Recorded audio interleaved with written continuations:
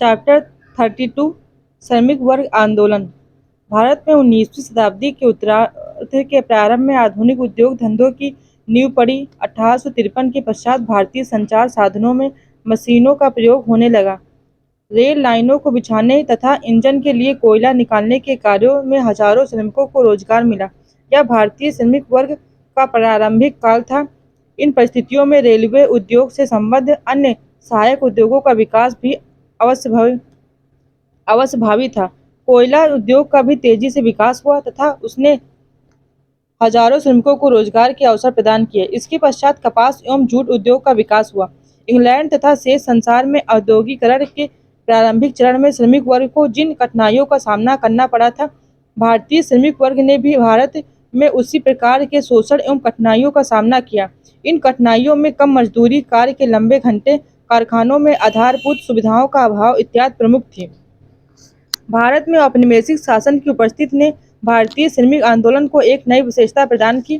भारतीय श्रमिक वर्ग को दो परस्पर विरोधी तत्वों, उपनिवेशवादी राजनीतिक शासन तथा विदेशी एवं भारतीय पूंजीपतियों के शोषण का सामना करना पड़ा। इन परिस्थितियों के कारण भारतीय श्रमिक आंदोलन अनिवार्य रूप से राष्ट्रीय स्वतंत्रता संघर्ष का एक हिस्सा बन गया। प्रारंभिक प्रयास। प्रारंभिक राष्ट्रवादी विशेषकर उदारवादी हैं। भारतीय श्रमिकों की मांगों के प्रति उदासीन थे। ब्रिटिश स्वामित्व वाले कारखानों में कार्यरत श्रमिकों एवं भारतीयों के स्वामित्व वाले कारखानों में कार्यरत श्रमिकों में भेदभाव करते थे। इनका मत था कि श्रमिक विधानों के निर्माण से भारतीयों के स्वामित्व वाले उद्योगों का बुरा असर पड़ेगा। वर्गीय आधार पर आंदोलन में विभाजन के पक्षधर नहीं थे और इन्हीं कारणों से उन्होंने 1881 तथा 1891 के कारखाना अधिनियमों का समर्थन नहीं किया। इस प्रकार श्रमिकों की दशाओं में सुधार के लिए किए गए प्रारंभिक प्रयत्न आत्म केंद्रित थे तथा इनकी प्रकृति पृथक, वैयक्तिक, विशिष्ट एवं स्थानीय समस्याओं पर केंद्रित थी। 1870 शशिपथ बनर्जी ने एक श्रमिक क्लब की स्थापना की तथा भारत श्रमजीवी नामक समाचार पत्र का प्रकाशन प्रारंभ किया। 1878 सोहराबजी सपूरजी बंगाली ने श्रमिकों को बेहतर कार्य दशाएं उपलब्ध कराने के लिए एक विधेयक प्रस्तुत किया, जिसे बाद में बॉम्बे विधान परिषद ने पारित कर दिया। 1880 नारायण मेघाजी लोखंडे ने दीनबंधु नामक समाचार पत्र का प्रकाशन प्रारंभ किया तथा बॉम्बे मिल एवं मिल हैंड एसोसिएशन की स्थापना की। 1899 ग्रेट इंडियन पेनिनसुला रेलवे की प्रथम हड़ताल आयोजित की गई। इस हड़ताल को अभूतपूर्व समर्थन प्राप्त हुआ। तिलक ने अपने समाचार पत्रों महारट्टा एवं केसरी द्वारा हड़ताल का भरपूर समर्थन किया। इस समय देश के कई प्रख्यात राष्ट्रवादी नेताओं तथा बिपिन चंद्र पाल एवं जी सुब्रमण्यम अय्यर ने भारतीय श्रमिकों की दशा में सुधार करने तथा उनके लिए नियम कानून बनाए जाने की मांग की। स्वदेशी आंदोलन के दौरान श्रमिकों ने विस्तृत राजनीतिक गतिविधियों में भागीदारी निभाई। अश्वनी कुमार बनर्जी, प्रभात कुमार राय चौधरी, प्रेमतोष बोस एवं अपूर्व कुमार घोष ने अनेक हड़तालों का आयोजन किया। इनकी हड़तालों के क्षेत्र थे सरकारी मुद्रालय, रेलवे एवं जूट उद्योग। इस समय श्रमिक एवं व्यापार संघों की स्थापना के प्रयत्न भी किए गए, किंतु उन्हें अधिक सफलता नहीं मिली। सुब्रमण्यम अय्यर एवं चिदंबर पिल्लई के नेतृत्व में तूतीकोरिन एवं तिरुनेलवेली में हड़तालों का आयोजन किया गया। बाद में इन दोनों को गिरफ्तार कर लिया गया। तत्कालीन सबसे बड़ी हड़ताल का आयोजन उस समय किया गया जब बाल गंगाधर तिलक को गिरफ्तार कर उन पर मुकदमा चलाया गया। प्रथम विश्व युद्ध के दौरान एवं उसके उपरांत। प्रथम विश्व युद्ध एवं उसकी समाप्ति के पश्चात दोनों समयावधि में वस्तुओं के मूल्यों में अत्यधिक वृद्धि हुई तथा निर्यात बढ़ा, जिससे उद्योगपतियों ने अभूतपूर्व लाभ कमाया, किंतु श्रमिकों की मजदूरी न्यूनतम ही रही। इसी बीच भारतीय राजनीतिक परिदृश्य पर गांधी जी का अभ्युदय हुआ। गांधी जी के नेतृत्व में राष्ट्रीय स्वतंत्रता आंदोलन का जनाधार व्यापक हुआ तथा उन्होंने श्रमिकों एवं किसानों को अपने आंदोलन से संबद्ध करने का प्रयास किया। इस समय श्रमिकों को व्यापार संघों में संगठित किए जाने की आवश्यकता महसूस की जाने लगी।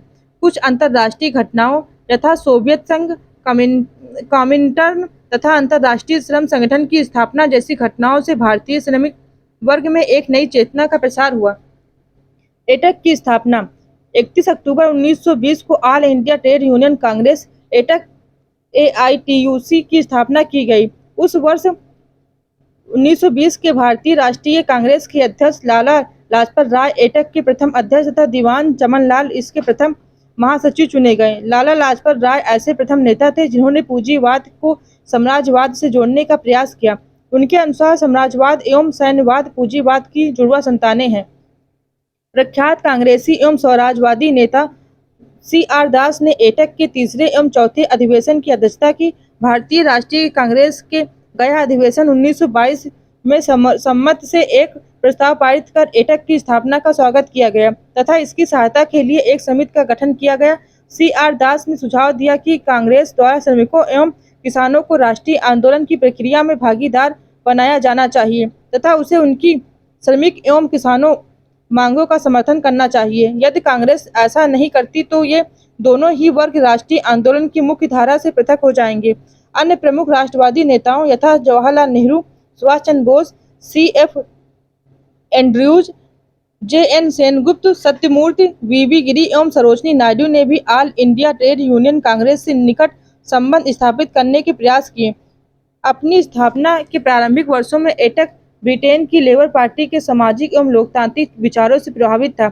इस पर गांधीवादी दर्शन के अहिंसा, संरक्षण एवं वर्ग सहयोग जैसे सिद्धांतों का भी गहरा प्रभाव था। गांधी जी ने अहमदाबाद टेक्सटाइल लेबर एसोसिएशन 1918 की स्थापना में महत्वपूर्ण सहयोग प्रदान किया तथा इसके साथ मिलकर श्रमिकों की मजदूरी में 27.5% वृद्धि करने के लिए चलाए गए आंदोलन को समर्थन दिया। अंततः यह आंदोलन सफल रहा तथा श्रमिकों की मजदूरी में 27.5% की वृद्धि कर दी गई। ट्रेड यूनियन अधिनियम 1926। इस अधिनियम द्वारा व्यापार संघों को वैध संगठनों के रूप में मान्यता दे दी गई। व्यापार संघों की गतिविधियों के पंजीकरण एवं नियमन संबंधी कानून की व्याख्या की गई। व्यापार संघों की गतिविधियों को नागरिक एवं आपराधिक गतिविधियों की परिधि से बाहर माना गया, किंतु उनकी राजनीतिक गतिविधियों के लिए कुछ सीमाएं भी तय कर दी गईं। 1920 के दशक के उत्तरार्ध में इस अवधि के पश्चात साम्यवादी आंदोलन के उत्थान के फलस्वरूप व्यापार संघ आंदोलनों में कुछ क्रांतिकारी और सैनिक भावना आ गई। 1928 में गिरने कामगार यूनियन के नेतृत्व में बॉम्बे टेक्सटाइल मिल में 6 माह लंबी हड़ताल का आयोजन किया गया। इस पूरे वर्ष में औद्योगिक जगत में अभूतपूर्व उथल-पुथल की स्थिति रही। इस अवधि में विभिन्न साम्यवादी दलों में अपने मत का विचार को स्पष्ट करने की प्रक्रिया भी परिलक्षित हुई। इस काल के साम्यवादी नेताओं में एस.ए. डागे, मुजफ्फर अहमद, पी.सी. जोशी एवं सोहन सिंह जोशी इत्यादि प्रमुख थे। उग्रवादी प्रभाव के परिप्रेक्ष्य में व्यापार संघ आंदोलनों की बढ़ती क्रियाशीलता के कारण सरकार चिंतित हो गई तथा उसने इन आंदोलनों पर रोक लगाने के लिए वैधानिक कानून का सहारा लेने का प्रयास किया। इस संबंध में सरकार ने ट्रेड डिस्ट्रीब्यूट्स एक्ट 1929 तथा पब्लिक सेफ्टी ऑर्डिनेंस 1929 बनाए। ट्रेड डिस्ट्रीब्यूट एक्ट 1929 द्वारा श्रमिक विवादों के समाधान हेतु जांच एवं परामर्श आयोग की स्थापना को अनिवार्य बना दिया गया। रेलवे, डाक, पानी और विद्युत संभरण जैसी सार्वजनिक सेवाओं में उस समय तक हड़ताल नहीं की जा सकती थी जब तक प्रत्येक श्रमिक लिखित रूप से 1 मास की पूर्व सूचना प्रकाशन को न दे दें। मेरठ षड्यंत्र केस 1929। मार्च 1929 में सरकार ने 31 श्रमिक नेताओं को बंदी बना दिया तथा मेरठ लाकर उन पर मुकदमा चलाया गया। इन पर आरोप लगाया गया कि ये सम्राट को भारत की प्रभुसत्ता से वंचित करने का प्रयास कर रहे थे। इन नेताओं में मुजफ्फर अहमद, एम.ए. डांगे, जोगलेकर, फिलिप स्पाइड, ब्रेन ब्रैडली, शौकत उस्मानी तथा अन्य समितियां थी अन्य सम्मिलित थे। इस मुकदमे को पूरे संसार को समर्थन मिला, परंतु इससे श्रमिक आंदोलन पर नकारात्मक प्रभाव पड़ा। 1930 में गांधी जी के नेतृत्व में चलाए जा रहे सविनय अवज्ञा आंदोलन में श्रमिकों ने सक्रियता से भाग लिया, किंतु 1931 के पश्चात इसमें कुछ कमी आ गई। इसका प्रमुख कारण 1931 में all India Trade Union Congress में विभाजन था। इस वर्ष दक्षिणपंथी मध्यमार्गियों, जिनके नेता एम.एन. जोशी, वी.बी. गिरी और मृणाल क्रांति बोस थे, ने एटक से अलग होकर इंडियन ट्रेड यूनियन फेडरेशन नामक एक नया संगठन बना दिया। अब श्रमिक वामपंथी दल नेहरू एवं बोस जैसे साम्यवादी कांग्रेसी समाजवादियों एवं वामपंथी राष्ट्रवादी नेताओं का एक गठबंधन था। कांग्रेसी सरकारों के समय 1937 के प्रांतीय चुनाव में all India Trade Union Congress ने कांग्रेस के उम्मीदवारों का समर्थन किया। बाद में विभिन्न प्रांतों में गठित कांग्रेसी सरकारों ने व्यापार संघ गतिविधियों को अपना समर्थन दिया। सामान्यतः श्रमिकों की मांगों के प्रति कांग्रेसी सरकारों का रवैया सहानुभूतिपूर्ण था। इस दौरान अनेक श्रमिक समर्थन विधान बनाए गए। द्वितीय विश्व युद्ध के दौरान एवं उनके उपरांत प्रारंभ में श्रमिक संघों एवं नेताओं ने युद्ध का विरोध किया, किंतु 1941 में मित्र राष्ट्रों की ओर से रूस के युद्ध में सम्मिलित हो जाने के उपरांत उनका रुख परिवर्तित हो गया तथा साम्यवादियों ने इसे लोगों का युद्ध कहकर इसका समर्थन प्रारंभ कर दिया। साम्यवादियों ने भारत छोड़ो आंदोलन से भी स्वयं को पृथक कर लिया तथा शांतिपूर्ण औद्योगिक नीति की वकालत प्रारंभ कर दी।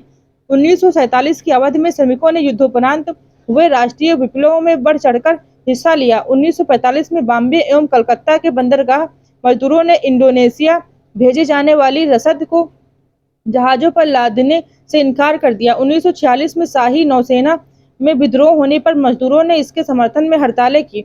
उपनिवेशी शासन के अंतिम वर्ष भी मजदूरों ने पोस्ट, रेलवे एवं अन्य प्रतिष्ठानों में आयोजित हड़तालों में भागीदारी निभाई। स्वतंत्रता के पश्चात राजनीतिक विचारधाराओं के आधार पर श्रमिक आंदोलनों का ध्रुवीकरण हो गया।